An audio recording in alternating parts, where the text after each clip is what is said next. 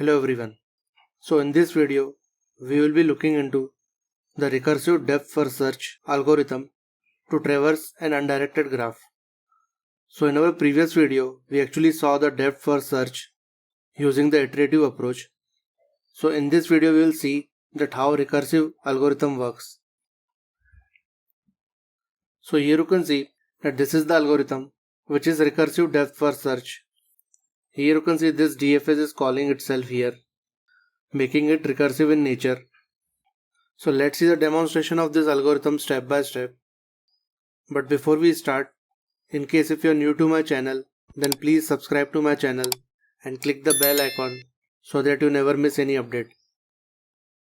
In our previous video, where we discussed about the iterative approach, we used the stack data structure to traverse the graph. And in our previous algorithm, where we saw breadth first search and depth first search iterative, there we were given with a source vertex, and from there we started our DFS. But usually the graph is given in form of like this. So here you can see 0, 1, 2, 3, 4. They are connected together, and there is one more node which is 5. So this vertex is not connected with rest of the elements. So basically a graph is provided like that there could be components which are basically disconnected. So we need to visit this graph and its each vertex. So here we actually use this for loop which traverses each and every vertex and help us visiting the vertex using depth first search. So let's see the demonstration of this algorithm step by step. So here, as the algorithm is recursive, we will keep the track of the DFS method which is getting called on a call stack. And here you can see when we are calling DFS on any particular vertex V, after visiting it, we try to traverse its adjacent nodes one by one. So those adjacent nodes we denoted by W, and if they are not visited, we call the DFS again. We pass the W value to it because we want to now traverse the adjacent vertex to V. So when this DFS will be called, this W will become our new V. So we need to keep that in mind while traversing our call stack. So at the start we simply call DFS. So one method is on the call stack. Now friend, as this graph can be connected and can form a cycle, so when we perform DFS, this visited array, which is boolean, help us in knowing that which nodes are already visited or which vertex are already visited. So this capital V, we already discussed in our previous videos that this represents the number of vertices.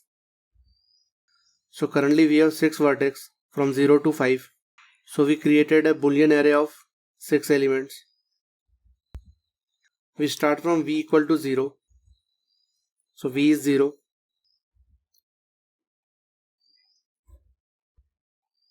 We first check whether V is already visited or not. So currently we see at index 0 VF false. So therefore it's not visited. So we call DFS, and as we are leaving this DFS at line number 5, we update line number here. So now there will be one more method on the call stack with V as 0 and the visited array you can see here. So when we call DFS on any vertex, the first thing we do is we mark that vertex as true, that we have visited it. So we mark it as true, and here you can see we made it yellow. And by visiting the node we mean processing the node. So here we are simply printing it on the console. So 0 will be printed. Now we look for the adjacent nodes to vertex 0. So this adjacency list we discussed in our previous videos. So this adjacency list is an instance variable which holds all the vertex and their corresponding edges. So when we do adjacency of 0, it has two elements 1 and 3 because these two elements are adjacent to 0 and they are connected. So it looks like this. So after traversing 0, we try to traverse his adjacent nodes. So we can start from any node. So here we pick 3. So here you can see W becomes 3. We check that whether 3 is visited or not.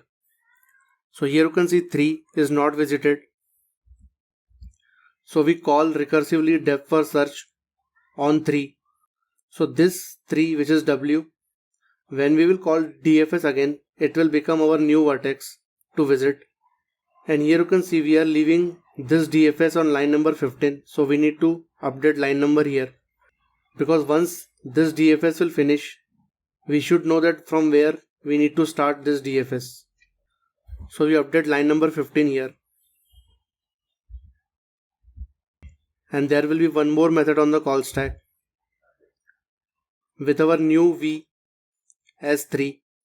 So you can think of it something like this. We are going like this. Moving ahead, V becomes 3. We mark 3 as visited like this.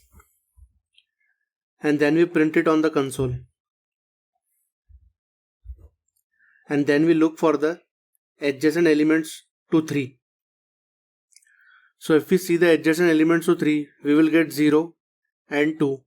So the adjacency list of 3 will give us 0 and 2.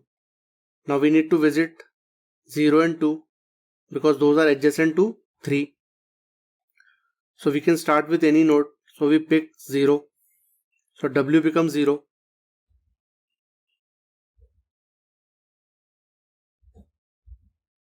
We check whether 0 is already visited or not. So here you can see 0 is already visited, marked as yellow. So this condition comes out to be false. So now we go with vertex 2. So W will become 2 now. We check whether 2 is visited or not. So here you can see 2 is not visited. It is marked as false. So this condition comes out to be true. And now we again call DFS with W as 2. We are leaving at line number 15. So first we update line number here. There will be one more method on the call stack where V will become 2 because now we need to traverse 2. So we first mark 2 as visited like this. Then we print it on the console 2. And then we try to traverse its adjacent vertices. So here you can see adjacent to 2 is 3, 1 and 4. So the adjacency list will give us 3, 4, 1. So we can start with any node. So we start with 3. So W will become 3 here. We check whether 3 is visited or not. So here you can see 3 is already visited. So this condition comes out to be false. We then take 4. W becomes 4. We check whether 4 is visited or not. So 4 is not visited. So then we do the DFS on 4. So we call DFS with W as 4. We first update the line number here because we are leaving this DFS now.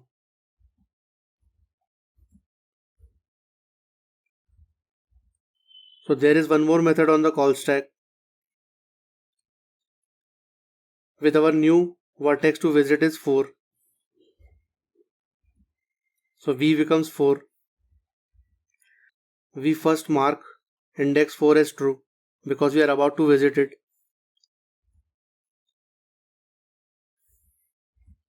We print it on the console. So 4 gets printed. And now we check for the adjacent elements to 4. So here you can see the elements connected to 4 is only 2. So its adjacency list will have only 2. So we try to visit 2 now. So W becomes 2.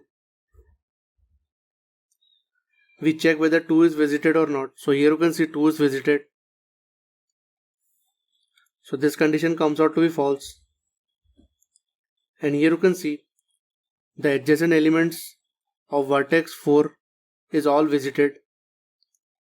So now this for loop will terminate and this DFS will also get terminate, and our call will reach to that DFS which actually called this DFS,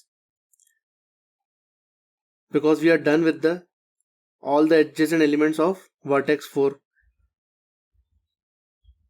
So this method will be removed from the call stack and the execution point will reach here. And we know that we had left this DFS at line number 15. So we start our execution from line number 15.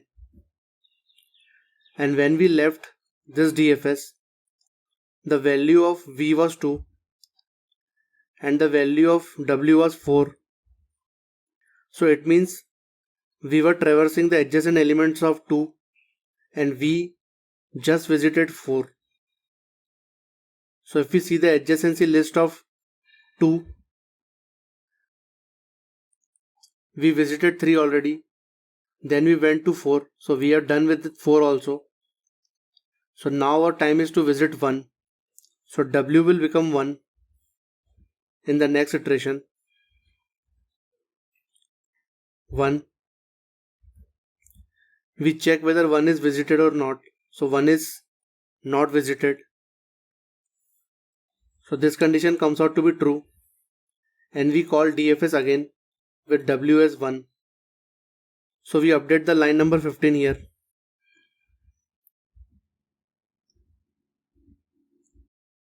There will be one more method on the call stack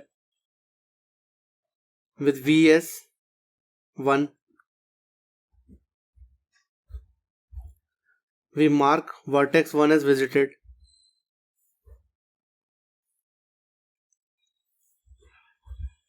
We print 1 on the console. So this is also visited. And now we actually check the adjacent elements of 1. So here you can see it has 0 and 2. 0 and 2. So we start with 0. W becomes 0. 0. So here you can see 0 is already visited. So this condition comes out to be false. Then we go to vertex 2. W becomes 2. And 2 is also visited. So this condition comes out to be false. So here you can see all the elements adjacent to vertex 1 are visited. So this for loop will terminate and this DFS method will be removed from the call stack. And execution point will reach here. So we start this DFS from line number 15 and we were actually traversing vertex 2 and the recent adjacent element we visited was 1. So W becomes 1 and V becomes 2. So if we see the adjacency list of 2, we are done with 3, 4 and 1. So in the next iteration, this for loop will terminate because there are no more adjacent elements to vertex 2. So now this DFS will end.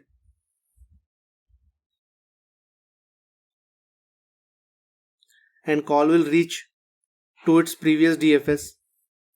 We will start from line number 15.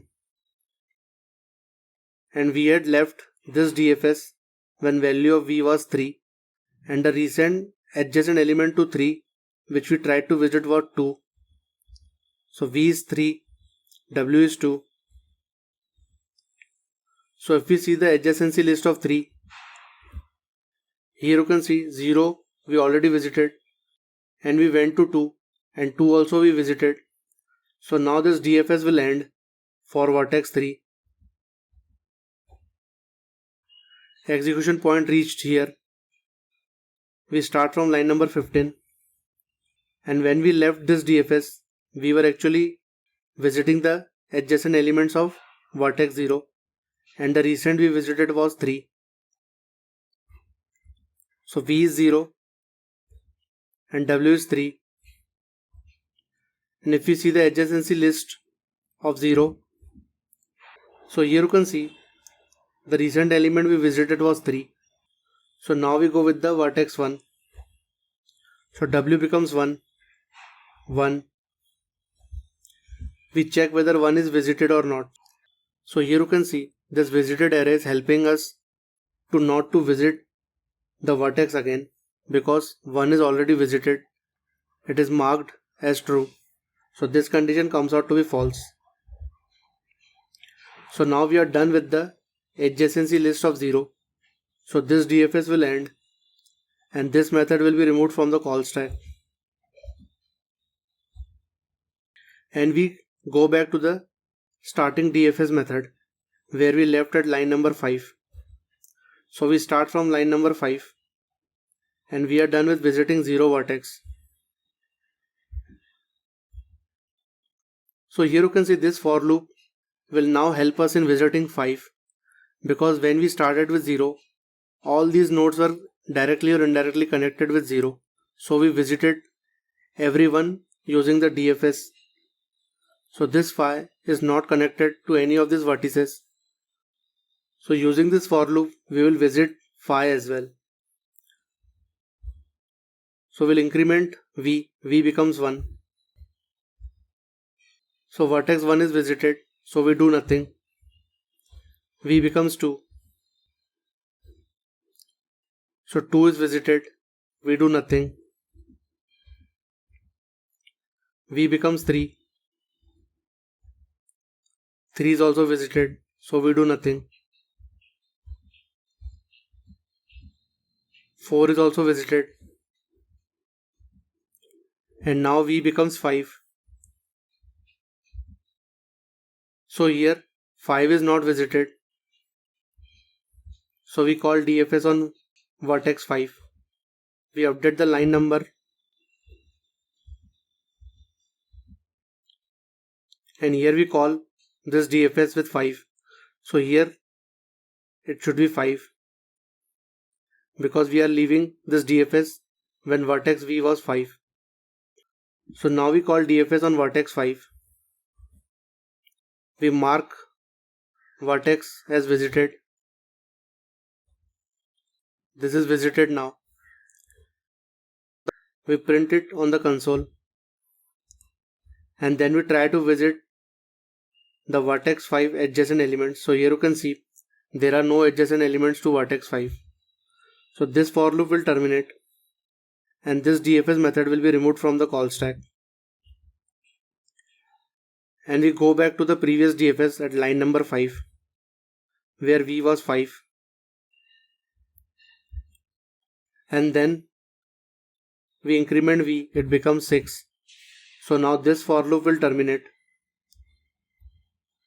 and everything will be removed from the call stack. So here you can see in this order we visited each and every vertex of the graph, and here using this for loop we even visited vertex which were disconnected. So friend, this was all about the recursive depth first search. I hope you must have liked this video. In case if you are new to my channel, then please subscribe to my channel and click the bell icon so that you never miss any update. Thanks, have a nice day.